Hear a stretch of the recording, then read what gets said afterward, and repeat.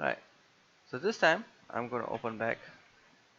I'm going to go here, I'm going to open back, say again G sphere. I mean, yeah, start off with a sphere Dynamesh 32. Okay, if I were to block out one way or another, or if I were to straight away sculpt, I can straight away sculpt with, there's two ways of doing things, a couple of ways of doing things. One is you attach two objects together and then sculpt one another. Just now I've told, and the first part I showed you how to copy an object within this subtool. Subtool is not just layer system, it is also a combination of putting the 3D object in one layer, and then it kind of like it reads it as one mesh lah. Yeah, so if you have separate layers, then you have a different control from one another, so it won't have like, you know.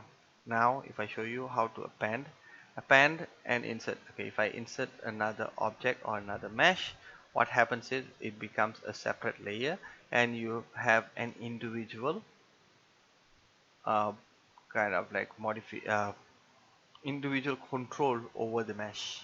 Making sense? Hello? Uh, yeah. Okay, if it's one, then it's, you're only talking about just one. It's destructive, right? Everything is like, I just have to do this or adjust in one particular layer or one object, and if it doesn't work well, I will lose control over things and so on and so forth. Making sense? Yeah, but if you Yeah. have separate, so if let's say the sculpt and then the jaw lines to your, you know, from your nostril to the jawline is separate, so I can work on one thing and then I can move on to the separate object, then only I can merge this together. Am I making sense? Yeah. All right, so similar to what we have in Photoshop, but here is slightly different because you're having 3D objects in a nutshell. Okay, so here again, control, by holding control you drag it, see these two will become one. Okay, so sometimes it is very difficult when you start off with something like that. Right, now if let's say I do this, so control D, I insert or append. Append means, insert means I'm inserting a new object. Right, you've got a couple of options here under the subtool. Right, if I insert, you hold insert and then you can hit on polysphere. Okay, hit on polysphere, you will see this as a separate object. See, these two will be separate layers, it's not one. You understand? So when you go Yeah. to the left hand side or right hand side, this is separate, so you don't need to worry that you are working on one single object. You can just play around with things like this. Okay, I adjust this, go to control. No matter how much of masking that you want to do, or you know, amendments that you want to do on this, it will not move on to another layer until unless you click on it and then you shift it. So now you will have more control. Got it? Yeah. Okay, so this is fairly important. The reason why being is, later on when you are sculpting or when you are doing your projects and so on and so forth, you know, you will go back forth. You can rename this, if you want you can rename this. Okay, rename each layer so that you know this is probably the skull area or the scalp or whichever it is, the jaw lines and so on and so forth. Up to you. Rename it in proper so that you don't get confused. Okay, you can also do, if you have like, you know, multiple like neck and all that, everything is separated, you'll have multiple subtools here to be shown, all layers. You can on off, you can solo it, you can on both. See that I can solo it, so which means it only works on the like how Photoshop works. Okay, you can hide and unhide and so on and so forth. The eyes is where you see and you don't see. Visible, not visible, visible, not visible. And the rest just leave it for now. Later you can dive deep on that. Okay, so this is one way of doing. Append means it's not like I mean it's similar to insert, but append means you are just appending something where you are not shifting your focus straight away to that particular object. So if let's say I'm appending, right, I'm working on this, right, I'm adjusting the skull area, the back area here. Okay, once I'm adjusting this, say I'm happy with this, and then I just want to append. So if I append another one more sphere, you see it will still be on the same tool that you're working on, and also it has created at the same time it has created another poly. Am I making sense? Is it like duplicate? No, append is kind of like you can insert, as we insert just now, right?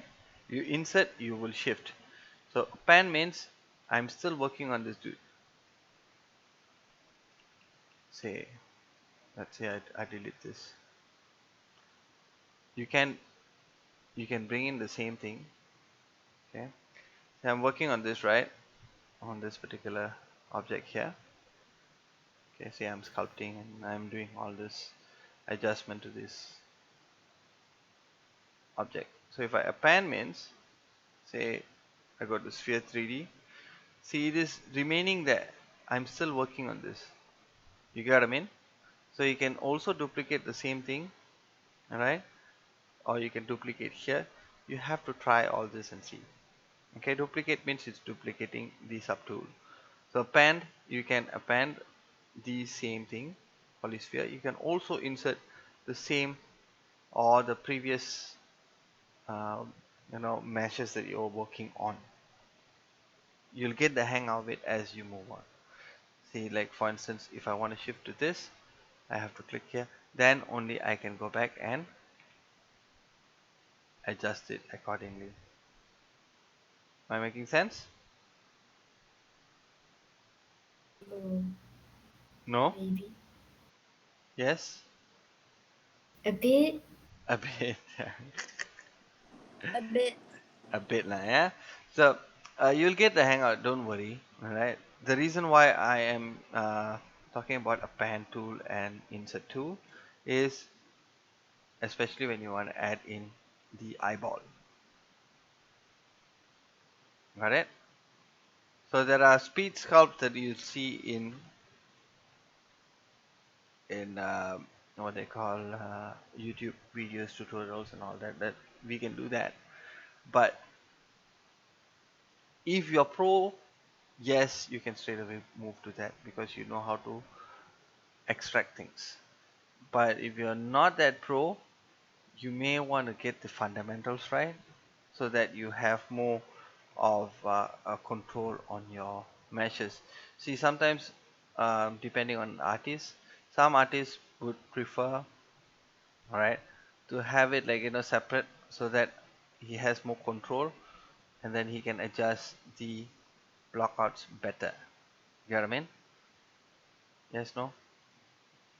Am I making sense? So if let's say I have components that I can work on rather than looking at it as a whole picture, right?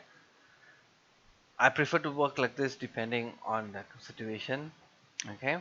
But if you're doing like separate pieces like this, like you're taking clay, remember, imagine that you're working with a clay that you're given, all right? Say let's say the original clay, that you buy clays from shops, right? Like 2 ringgit shops, or the cheap. When you are small, you go to kindergarten, you'll be given clay and then you play with clay or play doughs and so on and so forth. You take the doughs and then you try to form a shape. That's what you're doing. You're making the form first and then later on you combine everything together. Okay? Ken? That is practically the base understanding of having this kind of non-destructive manner of working. So which means I can separate this, I can work on this particular nostril area, right, rather than just moving everything together. Say for instance, this is all components separated. Okay, let's say I'm going to just append, or I'm just going to sculpt. Okay, so now this is technical stuff. So Subtool is going to give you layers similar to Photoshop, which is going to have separate layers, so you can focus on each component separately, right? Then you merge everything together. Say if I go here from top to bottom, right? I go to merge, I merge down. Dum, okay, dum, uh, see, everything is now merged together, right? So now, if I move with my clay brush,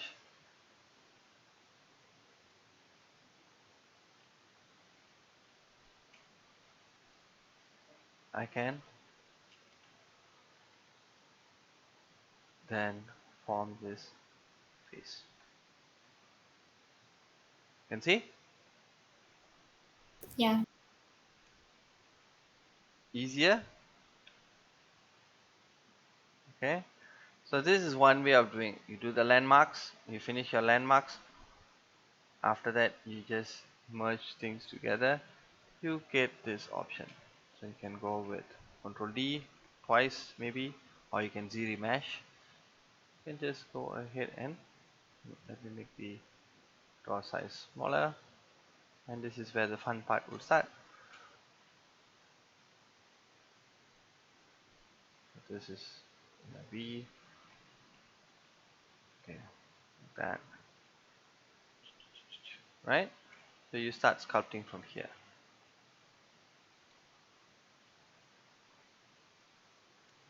Okay, so these are methods of sculpting.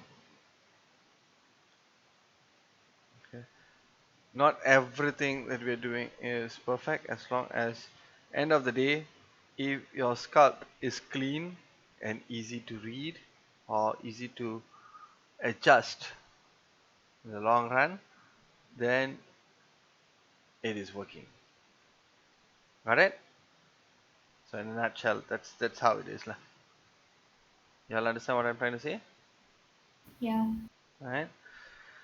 So a couple of things that you can work on. So this is one way of working. I'm just showing you options.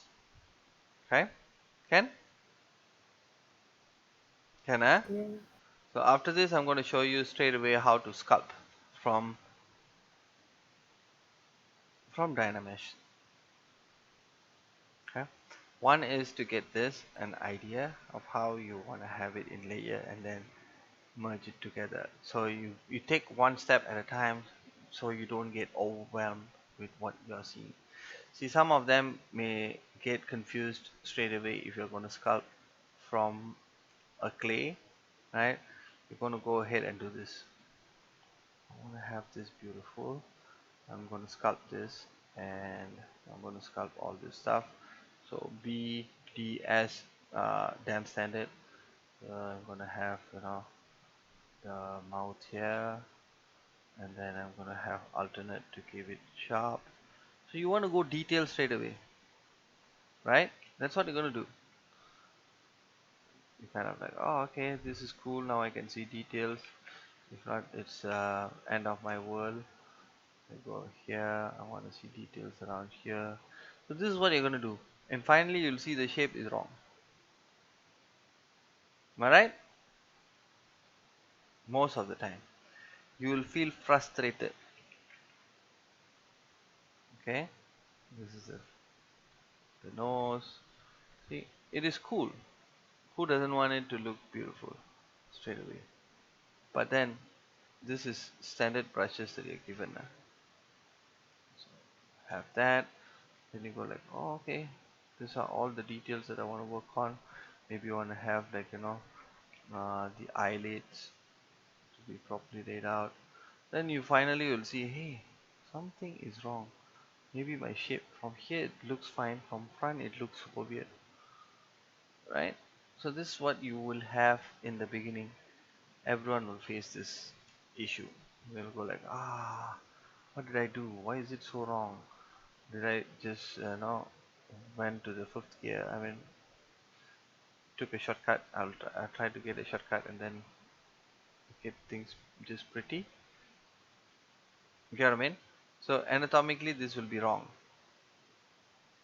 In the beginning, it will be right, and this is what is gonna happen if you straight away sculpt if you are not that very sure of how it works. Or else when you work with whoa. Okay. Whereas when you work with the other layered manner, you will then have more, uh, I would say, how would I put it? You will have more concentrated areas to work on, step by step, in a nutshell. Can understand? Hello. Uh, yeah. A bit. Yeah. So think of it as a Photoshop. Okay, this layer system. If you paint everything in one go, you may not get it proper. Whereas in here, if you put it in layer, then you will have like I can focus on certain components like the eyeball means eyeball, so I just focus on the head. So if the nose means I'll just focus on the nose, or the mouth means just mouth, and so on and so forth. You don't need to do for every single you know components to be separated, but the key ones, key areas, you get what I mean? Don't merge the eyeball and the head. You should not do that, but the other components will be merged eventually. Okay, so this is the technical part that you're working with. You will get the hang of it as you move on. The reason why I'm shouting out now is for you to kind of like, okay, this is how it works theoretically, right, as well as in practice. Now we'll take a short break, and when we come back after this 5 minutes, you guys try this for 5 minutes and see how it works. Understand the the mechanism behind this. Okay, understand it first.